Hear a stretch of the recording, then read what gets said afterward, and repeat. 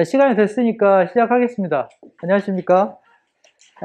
저는 산논술 대표 강사 심원입니다. 지금부터 그 2022학년도 논술 설명회를 시작할 텐데요. 그 전에 잠깐 제가 질문 몇 가지 드리겠습니다. 혹시 지금 자녀분께서 올해 입시가 처음이신 분 한번 손 들어보십시오. 첫째다. 입시 경험 있으신 분. 혹시 첫째가 문과였나요? 그러면은 지금 거의 다 부모님들께서 첫째 입시고, 그 다음에 인문계열 이제 입시는 처음이신 거잖아요. 그래서 지금 이 자료집 있죠. 이 자료집이 이제 저희가 해마다 학생들을 대상으로만 배포하던 자료집입니다. 근데 올해는 학부모님들께서 조금 더 자세한 정보를 드리기 위해서 이제 이렇게 자료집을 마련했고요. 여름방학 때쯤이 되면은 그 각 대학마다 이제 올해 논술 전형과 관련된 정보들이 또 나옵니다. 그럼 저희가 그 정보를 다시 모아가지고 또 이런 형태로 또 책자로 드립니다. 그래서 나중에 뭐 저희 학원에 뭐 자녀를 보내시든 보내시지 않든 간에 6월에서 7월 사이 정도 되면은 정보들이 다 모이니까요. 그때 학원에 문의를 하시면 또 되게 정확한 정보를 받으실 수가 있습니다. 그래서 오늘 설명회는 이 책자를 중심으로 설명을 할 텐데 저 혼자 하는 건 아니고요. 제가 이 책이 지금 4부분으로 되어 있습니다. 그래서 첫 번째 부분과 두 번째 부분을 제가 하고 3부하고 4부는 김성배 선생님께서 나눠서 이제 진행하도록 하겠습니다. 일단 논술 전형과 관련해서 보면 이 첫 번째 6페이지를 한번 봐주십시오. 2021년에도 논술을 해야 하나요? 이게 이제 가장 중요한 정보입니다. 왜냐하면 대체로 학생들이나 학부모님들이나 논술에 대해서 잘 모르시는 분들께서는 논술 전형이 학생을 굉장히 적게 선발한다고 생각하시는 경우가 많습니다. 실제로 정시보다는 적게 뽑습니다. 그런데 논술 전형의 특징이 뭡니까? 어머님들 왜 우리 애도 논술 한번 시켜볼까 이런 생각을 하시는 이유가 뭐죠? 정시에서 갈 수 있는 대학보다 2등급에서 3등급 정도 높은 대학을 갈 수가 있죠. 그러니까 예를 들면 저희가 이제 보통 이 정도, 여기가 이제 탐구입니다.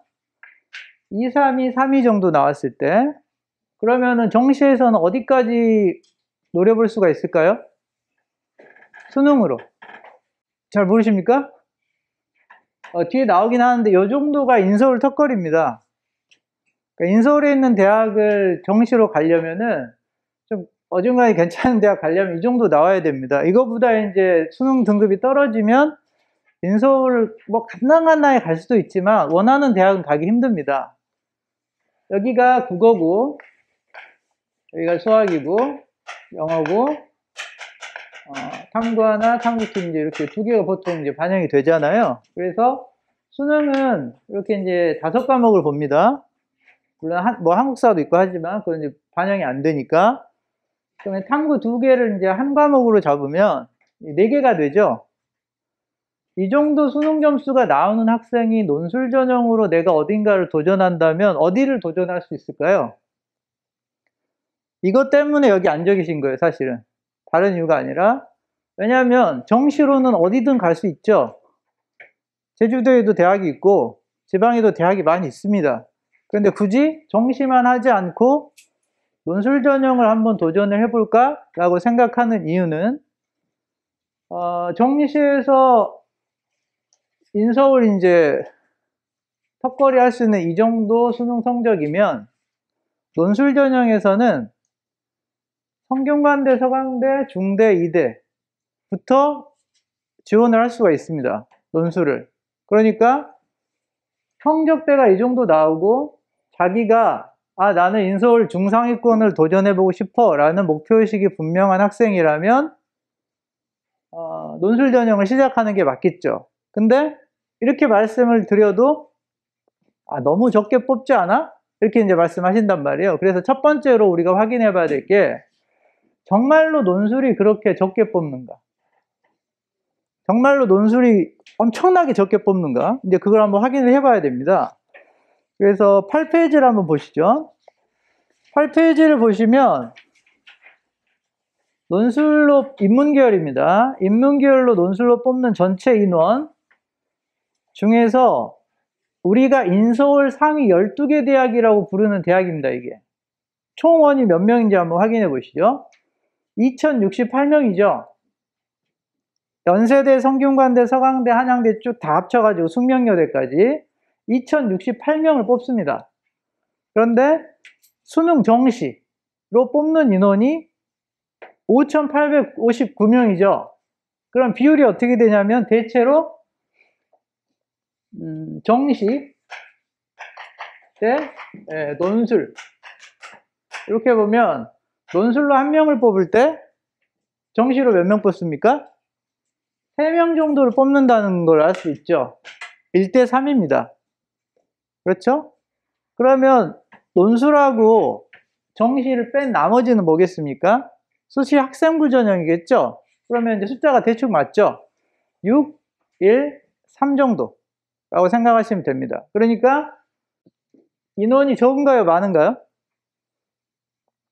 이건 이제 사람마다 다를 수 있는데 야, 정시로 3명 뽑는데 논술로는 1명밖에 안 뽑아? 라고 생각할 수도 있지만 논술로 이렇게나 많이 뽑아라고 생각할 수도 있죠. 예를 들면 중앙대를 한번 보세요. 중앙대 논술로 뽑는 인원이 318명입니다. 그런데 수능으로 뽑는 인원이 453명이에요. 그럼 논술로 엄청 많이 뽑는 거죠. 거의 75% 가까이 뽑으니까. 그럼 이런 대학을 내가 만약에 중대를 정시로 가려면 이걸로는 턱도 없죠. 그런데 이 정도 성적이 나오는 학생이 나 중대 한번 도전해보고 싶어라고 했을 때 수능이라면 말도 안 되는 소리지만 논술 전형이면 어떻습니까? 충분히 가능성이 있다는 거죠. 왜?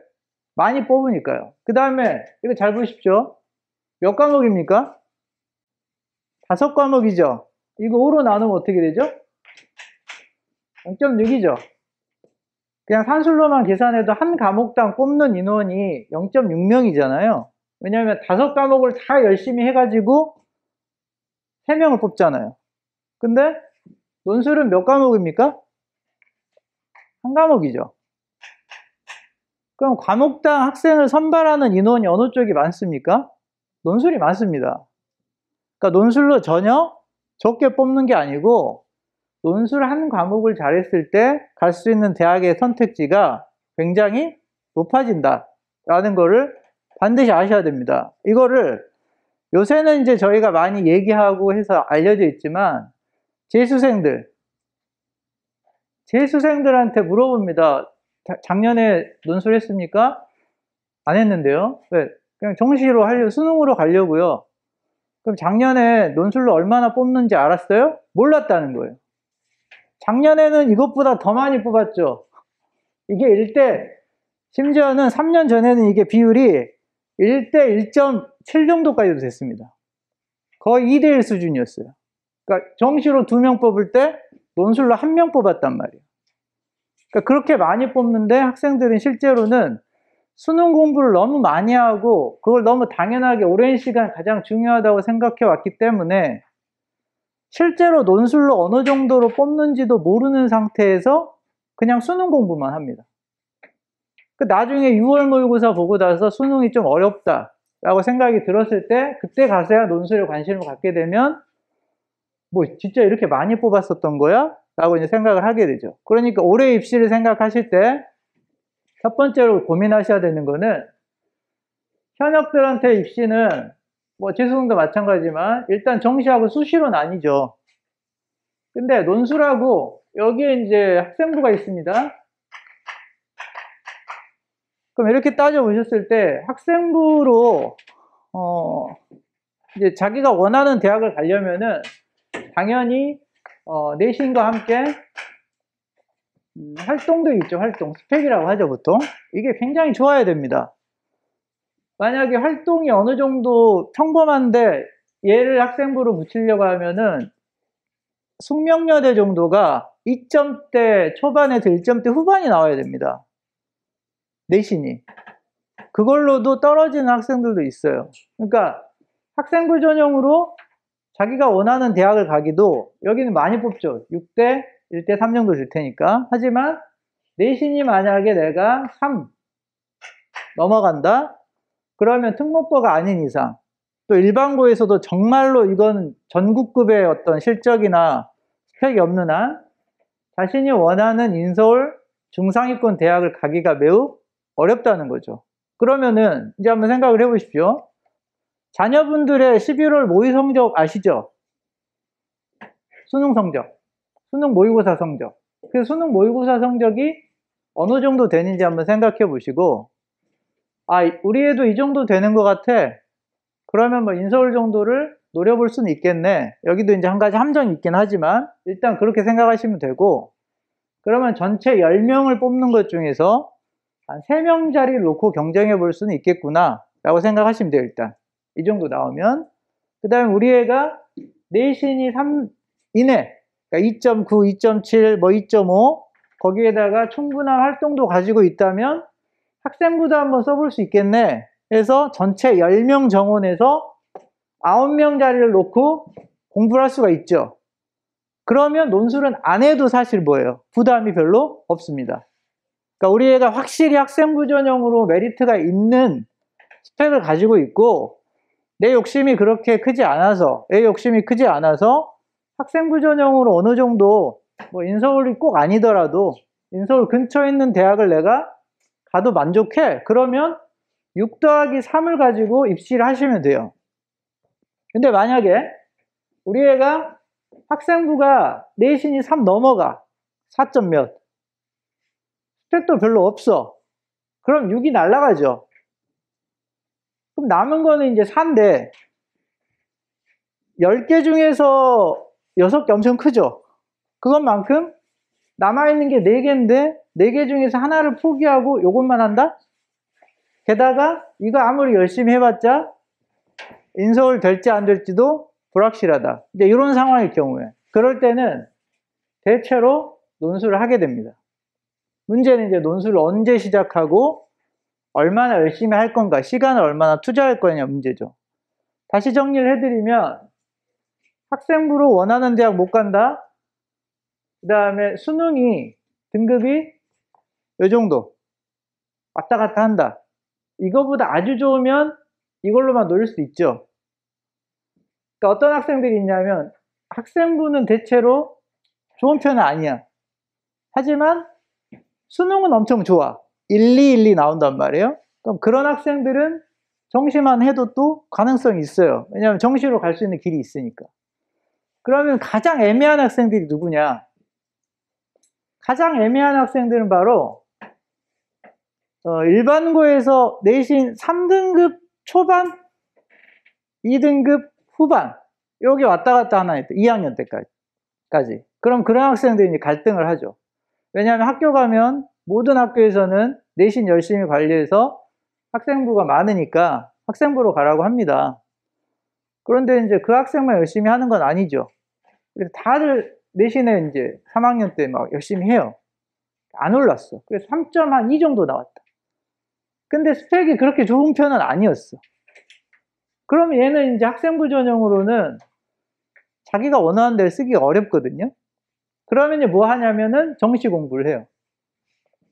내신 하면서. 근데 정시는 요게 11월 성적이라고 하면 이렇게 이해하기 쉽게 이렇게 그리죠. 2학년 11월이 여기서 시작합니다. 그리고 여기가 이제 수능이에요. 11월. 그러면 3, 6, 9가 있죠. 그럼 수능 성적이 현역들의 수능 성적은 대체로 어떻게 될까요? 어떻게 될 것 같으세요? 여기서 시작하면 이렇게 올라갈까요? 이 올라가는 비율이 많을까요? 떨어지는 비율이 많을까요? 당연히 떨어지는 비율이 많습니다. 그 한 통계 자료를 보면 3월 모의고사 있죠? 3월 모의고사 성적이 A라고 했을 때 이 A 성적보다 이 A 성적을 11월까지 끌고 가는 학생들이 30%입니다. 60% 정도 되는 학생들은 3월 모의고사 성적보다 11월 실제 수능 성적이 떨어집니다. 그러니까 현역들은 입시가 처음이잖아요. 다 어떤 생각을 하냐면 내가 지금까지 공부는 열심히 안 했지만 이제 정신 차리고 3학년이니까 열심히 공부하면 요렇게 될 거라고 생각을 하겠죠. 그리고 열심히 수능 공부합니다. 근데 실제로 결과적으로 봤을 때 물론 올라가는 학생도 있겠죠.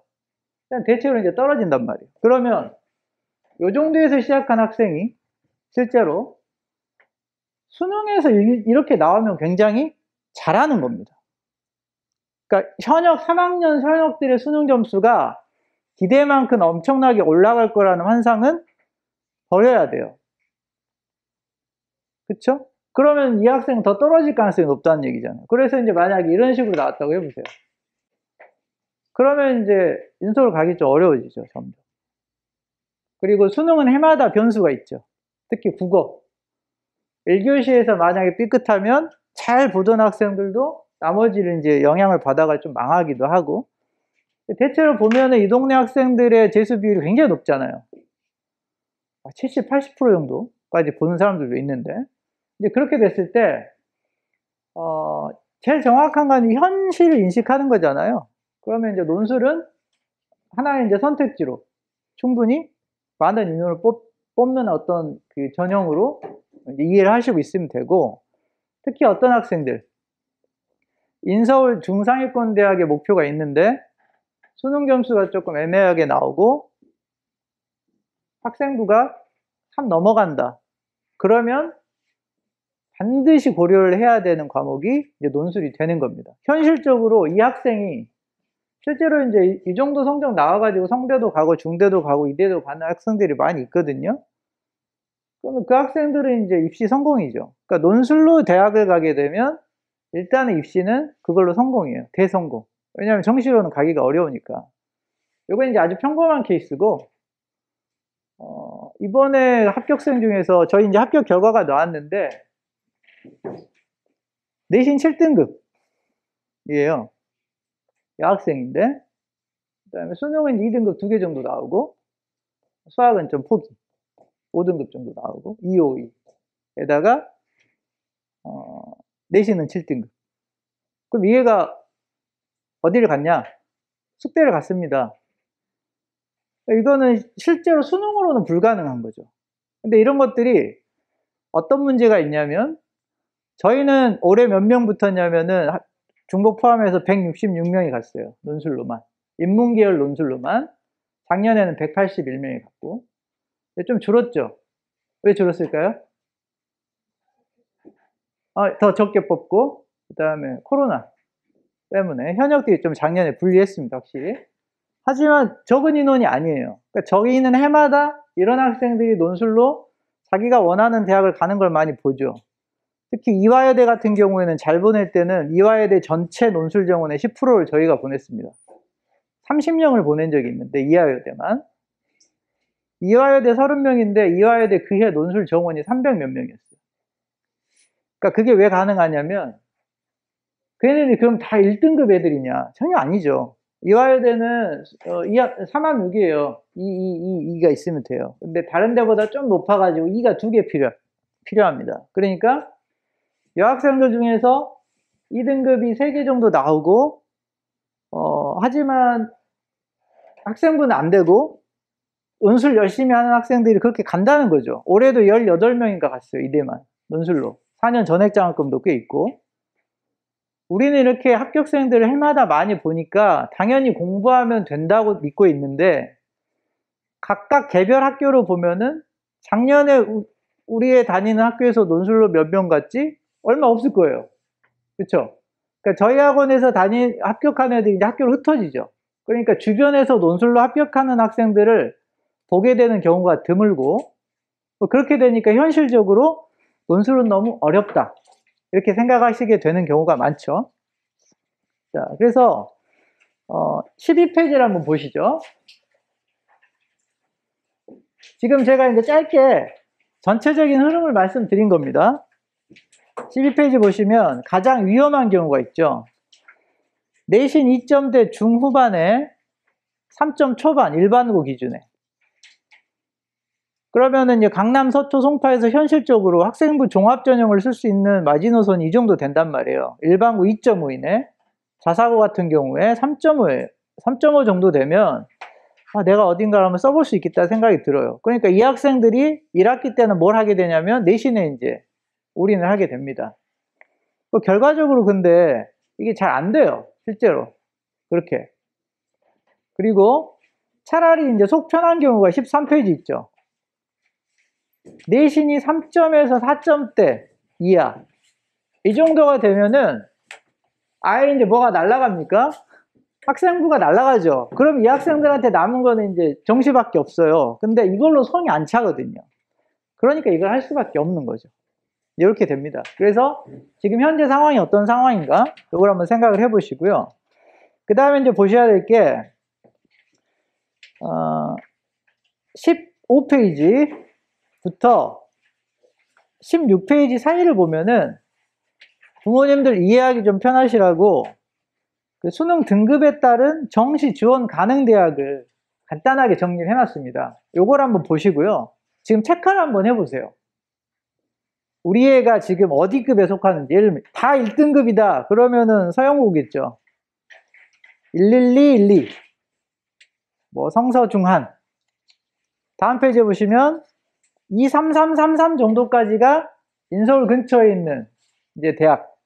경기대, 가톨릭대, 인하대, 아주대, 뭐 이 정도 라인까지다. 물론 이제 정확하게 따지면 조금 이제 더 내려갈 수도 있고 올라갈 수도 있는데 대체로 이렇습니다. 그럼 현재 상태에서 우리 애가 어느 정도 등급에 해당하는지, 내가 어느 정도 등급에 해당하는지를 확인해 보면 되겠죠. 그리고 나서 어디를 보시냐면 18페이지 한번 보십시오.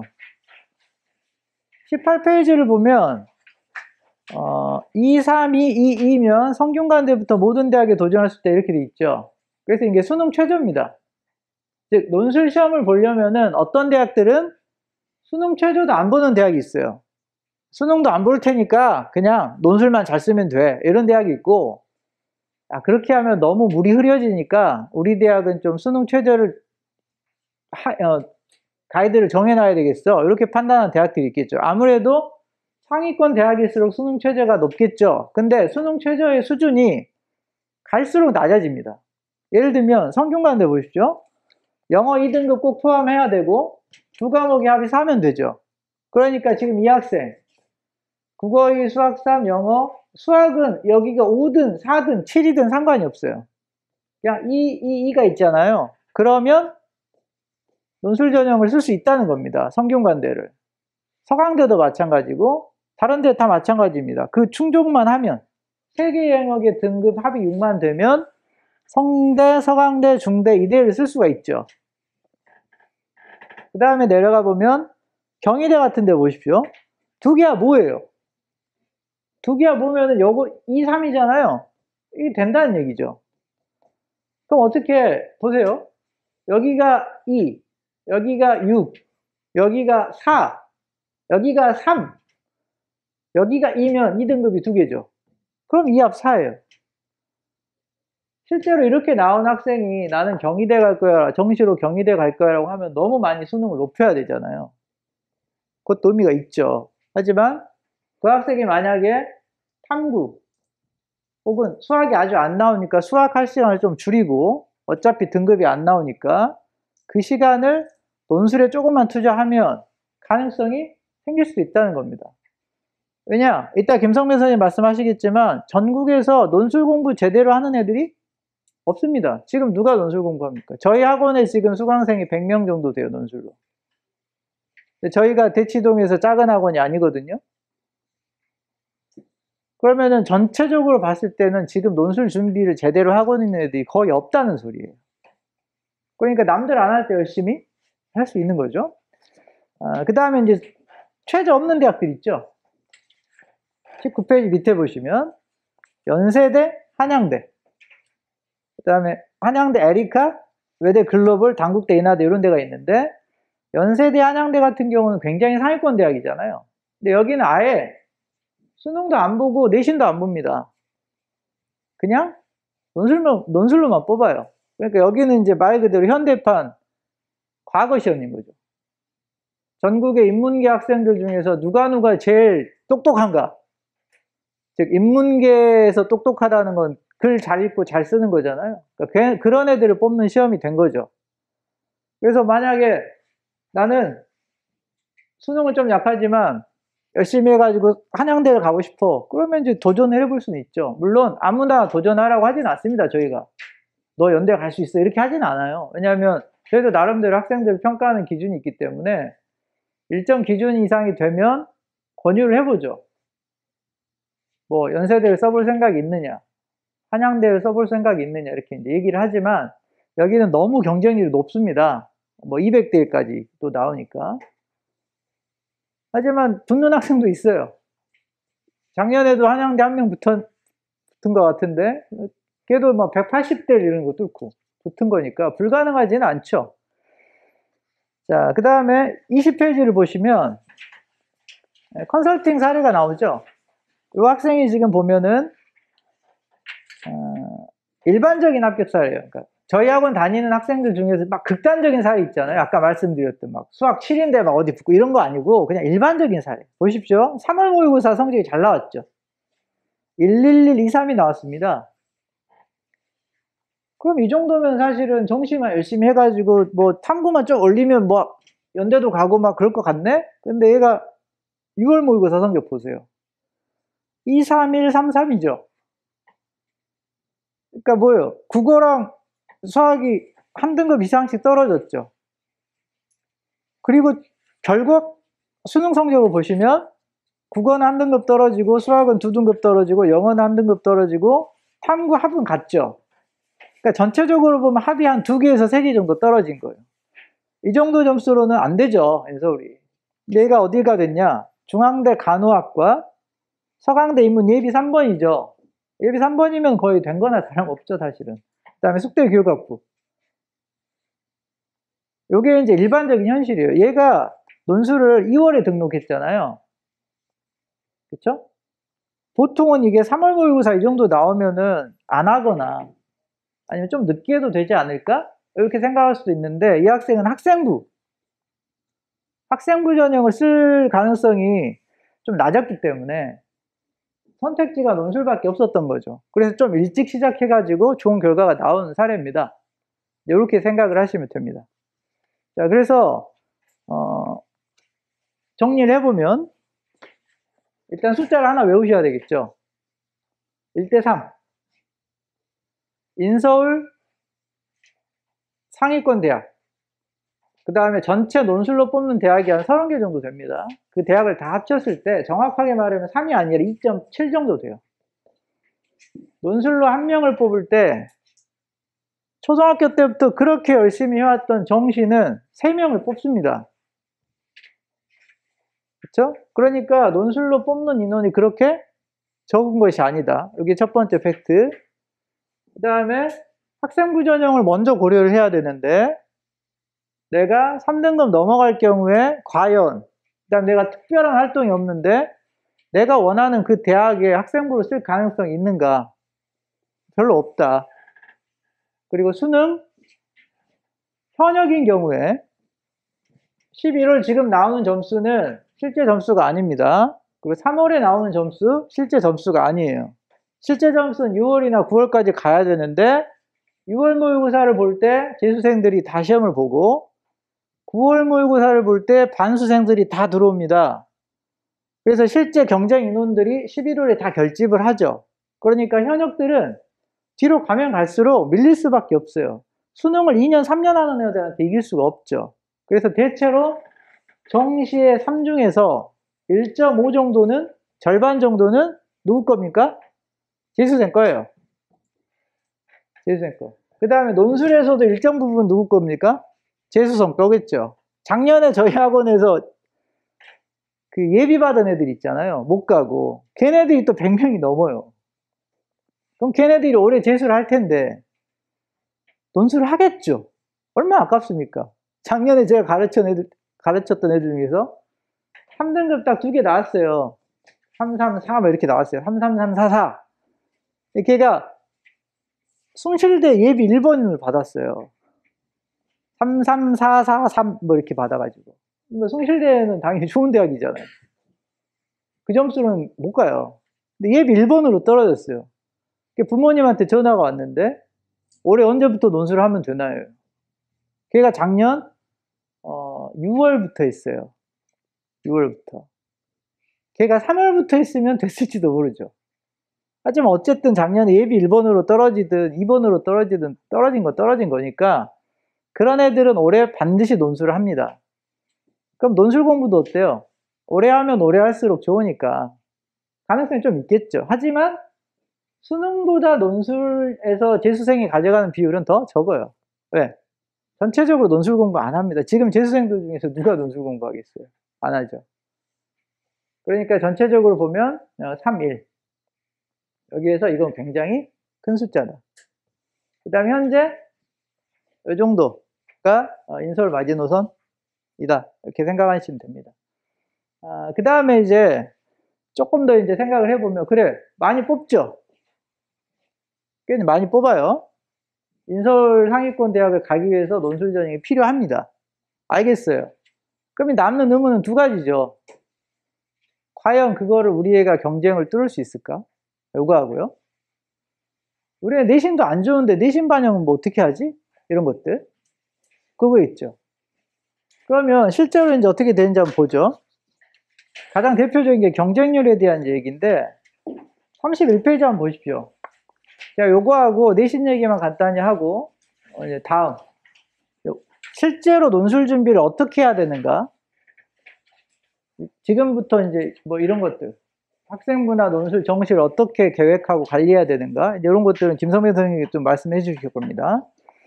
자, 31페이지 보시면은 요게 중앙대학교 경쟁률입니다. 논술 경쟁률. 잘 보시면 영어 영문학과 빨간색 박스 돼 있죠. 2021년도 정원이 15명입니다. 그리고 2020학년도에도 15명이었죠. 지원자를 보십시오. 지원자가 817명이죠. 그럼 경쟁률이 얼마입니까? 54대 1이죠. 그리고 2019년도에는 이게 46대 1이었어요. 그럼 거기 보면 맨 마지막 칸에 실질 경쟁률이라고 돼 있죠. 거기다 표시를 해두십시오. 실질 경쟁률. 그런데 아셔야 될 게 이제 지원 경쟁률하고 실질이 다릅니다. 지원 경쟁률은 말 그대로 수능 시험 보기 전에 원서를 쓰잖아요. 그러니까 그때는 누구나 다 쓸 수 있어요. 그래서 여기가 지금 보면은 한 50대 1 나오죠. 실질 경쟁률은 뭐냐? 이제 수능 시험을 봤어요. 그러면 최저 못 맞춘 애들이 날아가겠죠. 예를 들면 나는 3합6을 맞출 수 있을 것 같아가지고 중대를 시험을 봤는데 수능 시험을 봤더니 3합6을 못 맞췄어요. 그럼 그런 애들은 시험을 봐봤자 컷을 통과하지 못하기 때문에 의미가 없잖아요. 그런 애들을 뺐을 때 경쟁률이 10대 1이잖아요. 그죠? 그러면 이게 15명을 뽑는데 10대 1이라는 거는 실제 경쟁자는 150명이라는 거죠. 이 중에서 15등을 하면 15등 안에 들어가면 합격할 수 있다는 거죠. 여기에다가 수학까지 포함을 하면은 보통 한 20명 정도까지는 생각을 해볼 수가 있죠. 그러면 이게 중앙대 영어 영문학과를 가는데 10대 1의 경쟁률을 가지고 도전해보겠다고 하는 게 이게 터무니없는 겁니까? 150명 중에서 내가 15등 한번 해보겠다는 게 이게 무슨 막 절대 불가능한 일이겠어요? 그건 아니죠. 심지어는 더 낮은 데도 있습니다. 밑에 보면은 9대1, 6대1도 있죠. 중어 중문학과 6대1이잖아요. 이게 무슨 말입니까? 5명 뽑는데 실제로 시험장이 있었던 애는 30명이라는 거예요. 최저를 통과한 다음에 30명 중에서 내가 5등 안에 들어볼 거야 라는 생각하는 게 이게 왜 어렵냐는 거예요. 그런 생각을 하는 게. 당연히 이건 도전해볼 만하다고 생각하는 게 정상이라는 거죠. 왜? 경쟁률이 지원 경쟁률과 실질 경쟁률은 다릅니다. 예를 들면 수능 전에 시험 보는 대학들이 있거든요. 뭐 홍대라든가 성신여대 이런데 2대 1까지도 있어요. 경쟁률이 2대 1. 5명 뽑는데 10명. 10명 중에서 5등 안에 들면 되는 거를 그걸 도전하는 게 그게 왜 터무니없는 겁니까? 이거는 현실적으로 가능한 거죠. 그렇죠? 그러니까 정확하게 아셔야 되는 게 매스컴 언론에서 떠드는 논술 경쟁률 막 50대, 60대 맞아요. 높아요. 그건 뭡니까? 다 지원 경쟁률이에요. 하지만 수능 최저를 통과한 다음에는 3분의 1에서 4분의 1 수준으로 경쟁률이 확 떨어집니다. 그럼 여기서부터는 뭐냐? 논술 진검승부가 되죠. 그럼 이 남는 건 뭐냐? 수능 최저하고 한 가지 변수는 내신입니다. 내신. 그죠? 왜냐하면 논술 시험에는 논술과 내신 점수가 함께 반영되거든요. 보통 이가 7, 3, 이 정도 됩니다. 그러면 7대 3이니까 내신이 엄청 많이 반영되는 것 같죠? 어떻게? 3등급, 4등급이면 이거 점수 확 깎이는 거 아니야? 이렇게 생각할 수 있잖아요. 총점이 30점일 경우에 1등급은 30점을 주겠죠? 만약에 2등급을 20점을 줘버리면 이건 점수차가 너무 큰 거죠. 근데 실제는 어떻게 되어 있냐면 2등급은 29점, 3등급은 뭐 28점, 학교마다 조금씩 다릅니다. 4등급은 27점, 뭐 5등급은 26점 이렇게 되죠. 그리고 특정 6에서 7 정도 나오겠죠. 여기서부터 15점 이렇게 떨어져요. 그러니까 실질 반영이라는 건 여기서 일어나는 거잖아요. 내가 만약에 4등급이다 그러면 1등급이 내하고 3점 차이 나죠. 근데 실제로 논술로 경쟁하는 애들 중에서 요런 애들 있죠. 1등급, 2등급 애들이 논술 안 합니다. 얘네들은 학생부 하죠. 내신이 1, 2등급 애들이 왜 논술 와서 하고 있겠어요? 얘네들은 거의 없어요. 그러면 대체로 이 정도 2, 3, 4 사이에서 결정이 나죠. 2등급, 3등급, 4등급 사이에 급간의 점수차가 크지 않습니다. 그래서 보통은 아까 제가 말씀드렸잖아요. 7등급의 숙대도 간다고 내신. 논술을 잘 쓰면 충분히 커버할 수 있어요. 그러니까 내신은 논술 전형에서는 주요한 고려사항이 아닙니다. 이렇게 생각하시면 돼요. 그러면 경쟁률도 실질 경쟁률을 보면 도전 가능한 수준들이 많이 있고 내신도 크게 반영되지 않는다. 그럼 남은 건 두 가지죠. 수능 열심히 해야 됩니다. 저희가 논술학원이라고 해서 애들한테 논술 공부만 하라고 하지 절대 그렇게 하진 않죠. 당연히 제일 1순위는 수능이에요. 근데 왜 수능 공부를 해야 되냐? 이 학생한테 만약에 논술이 없는 상황에서 너 공부 열심히 해라, 인서울 가라 이렇게 말하는 거랑 너 일단 열심히 해가지고 2등급 3개를 받아. 그러면 성대 시험 볼 수 있으니까 열심히 하고 시간 좀 더 내가지고 논술 공부 같이 준비해. 그래서 성대 한번 시험 보자. 이렇게 말하는 거하고 애들 입장에서 어느 쪽이 동기부여가 되겠어요? 열심히 해서 내가 성대 시험을 봐야지, 열심히 해서 내가 중대 가야지 라는 목표의식을 가지고 공부를 해야죠, 당연히. 그러니까 논술학원에서도 제일 우선적으로 얘기하는 거는 수능 공부하라는 겁니다. 아까 제가 말씀드렸죠. 50대 1에서 10대 1로 떨어지는데 날아가는 40%에 내가 낄 수도 있는 거예요. 그렇잖아요. 그러니까 그게 안 되려면 열심히 뭐 해야 됩니까? 수능 공부해가지고 최저를 맞춰야 됩니다. 그 다음에 논술 공부를 열심히 해가지고 합격 가능한 수준으로 끌어올려서 진검승부를 하는 거예요. 가서. 150명 중에서 내가 15등 안에 들어야지. 그 각오로 공부를 합니다. 그렇게 하는 애들이 저희 학원에서 해마다 100명 이상씩 이제 합격을 하고 있는 거고, 여기까지 아시겠죠? 그래서 제가 지금 말씀드리고자 한 거는 이제 전체적인 흐름, 입시에서 논술이 실제로 차지하고 있는 비중, 이런 것들이 이제 어느 정도인가, 객관적인 사실들을 중심으로 말씀을 드린 거고, 지금부터는 그러면 내가 지금부터 논술 공부를 시작해서 합격할 가능성이 있나? 이거, 그죠? 어떻게 공부를 해야 되나? 그 다음에 아까 제가 작게 말씀드린 우리 애가 학생부가 좀 애매하고 이런데 이 상황에서 어떻게 그러면은 준비를 해야 될까? 이런 것들 좀 디테일한 것들, 그런 것들을 김성배 선생님께서 지금 바로 나오셔가지고 이어서 설명을 해드리겠습니다. 그리고 전체 이제 설명회가 끝나면 개별적으로 궁금한 거 있으시겠죠? 그런 것들은 저랑 김성배 선생님이 남아가지고 계속 답변을 드릴 테니까 중간에 들으시다가 궁금한 점들이 있으면 메모해 두시고요. 이따가 설명회 끝나고 개별적으로 질문을 하시면 됩니다. 자, 그러면 김성배 선생님 모시겠습니다.